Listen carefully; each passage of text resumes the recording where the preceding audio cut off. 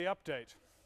Well, for years now, Western companies have been researching traditional Chinese medicines to discover their active ingredients and figure out how to use them in modern medicine. But it turns out medicine isn't the only thing that Chinese traditional treatments are good for. Would you believe it? They're also good for beauty products. Yes, it turns out the ancients knew how to make you look good too. 6 years ago, a French business manager launched a cosmetics brand in Shanghai using traditional Chinese herbs as the primary ingredients. It's called Bayan Kala. How's the traditional beauty business doing? Let's find out on this good-looking edition of Lightbulb.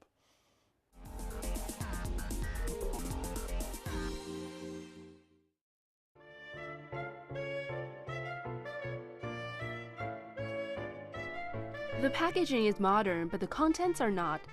There are a variety of body care products with the ingredients from traditional Chinese medicine. Zhang Zimmerman has been living in China for 18 years and established his brand 6 years ago. It turns out that he comes from a background in which traditional medicines were important. I'm born in traditional medicine. My parents started to actually use herbal remedies, essential oils, started to do organic agriculture using the lunar calendar for 35 years. So I'm born in a family where we don't go to see doctors. When Zhang was Lane Crawford's general manager in China, he pushed for including local designers in the store's collections, and that's when he got the idea for Bayan Kala. It just happened so that Lane Crawford, at the time, their philosophy was all imported. So no local brand, no local designer. And that's where there was a click in my mind saying, so, okay, if we take the world of lifestyle being fashion, cosmetics, design, and if we look from Paris to London to New York, at that time, and that's back in 2004, what are the global Chinese brands? And at that time, there was none. There is where the idea of creating a concept that would be globally famous came to my mind. The brand is named for the Bayan Kala mountain range in northwestern Qinghai province. Zhang thought it would be easy for foreigners to remember, and so it could be helpful for future expansion overseas. The first shop opened in 2007 in downtown Shanghai's Ferguson Lane and was decorated like a traditional Chinese medicine shop. Even the look of the place attracted many visitors, as well as Zhang's first clients, a Beijing boutique hotel. And we started again with Opposite House, which to me is one of the best hotels in China. They came to Ferguson Lane, they saw the concept, they say, whoa. They called me to Beijing and asked me if I was willing to create a custom created set of room amenities for them based on the Bayan Kala brand. And we did this. And since, it's been more and more. The Shanghai shop was very trendy and fashionable for 6 months, but a bit out of the way, and Zhang decided he needed more exposure. A counter in East End department store was his home for 2 years, but there Bayan Kala was just one counter among many, and Zhang still didn't have his business breakthrough.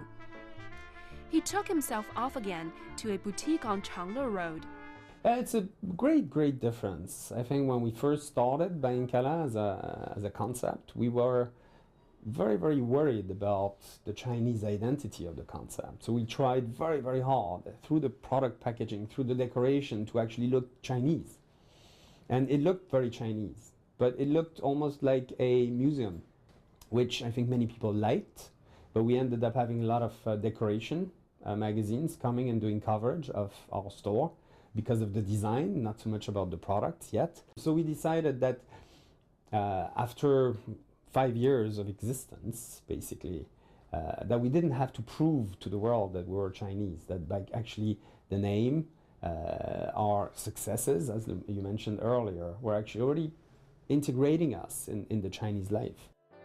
Bayan Kala now has 12 stores all over China, from major cities like Shanghai, Beijing, and Hong Kong to tourist destinations like Shangri-La and Pingyao.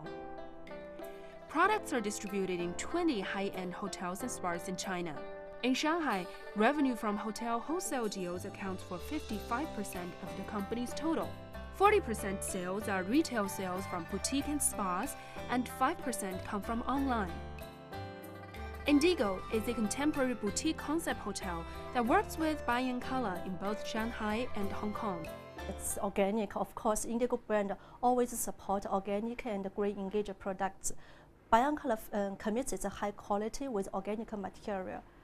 Even the bottle is made from organic material. So it's fit our supplier criteria very well. We always support the local brand along with the organic fragrance and also organic materials. And now we have more and more Indigo hotels open in Greater China. Even our other sister properties, they are all using Biancolor.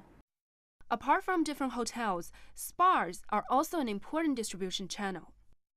And what I was impressed with Biancolor is that there are local products and very natural, and also all the products are sourced from here in China as well. And we chose Biancolor, and we've been using now for a couple of months, and the feedback is very, very positive. The retail sales are good. People are taking these Chinese products back to England, back to America, back to France. We have about 70% international guests that come to the hotel. They want something local, something authentic as well, something of a high quality. Zhang told us that the company began making money last year, 6 years after the startup. Revenue almost doubled last year when the number of the company's hotel and spa clients also doubled. Sales to hotels and spas account for more than half of Biancolor's revenue, and expansion into partnerships with them is what put the company into profit. But in such a highly competitive market, it is risky to rely entirely on one type of distribution channel, no matter how good.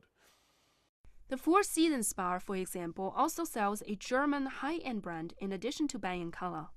I would say different. The Chinese products, the Biancolor, are more organic, whereas the Futurist products are high-tech. They're more chemical-based, whereas the Biancolor is organic, more natural ingredients sourced locally. There are over 1,000 spas in Shanghai, and organic products like Biancolor account for only a very small part. The competition is mostly from big brands like Oxidam, Kiehl's, Origins, and Julique, which are already well-established organic cosmetics product brands. What's more, some major international brands with huge marketing budgets like L'Oreal, Lancome, and La Mer are now starting new sub-brands, aiming for a more naturalist market. That's dangerous to a small company with a limited budget. I think the nice thing is the brand does have an interesting story. They have a nicely packaged product. I think it's in line with what a lot of Chinese consumers are looking for. So the brand has a lot of potential. But the reality is it's kind of it's a long-term game, meaning he's going to have to spend a lot of time over a number of years really developing strong relationships with the hotel chains in China, but maybe also even more importantly, looking outside of China as well. Ideally, if you want to be seen as a really strong premium brand here, you have to have a strong retail presence in mainland China and then overseas. Becoming a strong retail brand, that's exactly what Biancolor is trying to do. Zhang hopes that within 2 years, retail sales will account for 60% of his revenue, with hotels and spas making up 40%. He says the biggest difficulty for Biancolor is its identity, which is made in China. So Zhang is thinking about leveraging off his existing client base to expand the brand. 35% of Biancolor's clients are Chinese who travel and stay at hotels using Biancolor's products. The remaining 65% are expats living or traveling in China. Interestingly, more than half of the foreign customers are Japanese who have been following Biancolor from early days. And so Zhang will be opening a presence in Japan at the end of the year. Analysts agree with the idea. It makes sense to follow Japan, where the amount of money the Japanese consumer is spending on these types of lifestyle and cosmetics products, it really fits to launch a premium brand into Japan.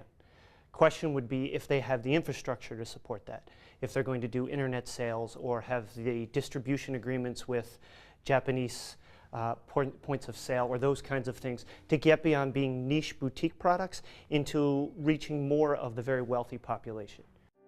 Analysts also suggest that Zhang look to expand his hotel business overseas. For example, Southeast Asia is where a lot of Chinese consumers take vacations and spending a lot of money on nice hotels. Well, if he begins expanding throughout Asia, right, so once he gets into Japan, it wouldn't be that hard to conceive of picking up a distributor and putting it in the hotels in Kuala Lumpur. And it wouldn't be hard to see where you might attach into places in Thailand. And again, continue the same type of hotels that you have here who have relationships. You could easily see how you would move into those very similar types of hotels through word of mouth referral and those kinds of things. Again, the challenge becomes the distribution channel. How effective from a cost standpoint as well as just efficiency standpoint is it to get products there? Do I trust the distribution network I have? And then again, if I start to create marketplace demand, can I service that? But one could easily see how he's able to do that, and then leveraging his relationships with Hyatt or Intercontinental or any of the global brands, say, I'd like to put this in your hotels in London or San Francisco. Bayan Color is also planning to open an internet portal in Hong Kong this year to start working on international sales. Selling around the world, as well as an altitude of 10,000 meters, not bad for a company that started with a good idea in a Shanghai alleyway. The reforms that made companies like Bayan Color possible, of course, started with Deng Xiaoping's famous reform and opening speech in 1978. For thoughts on an upcoming speech that could be equally important for China, stay tuned to On Reflection, coming up right after this.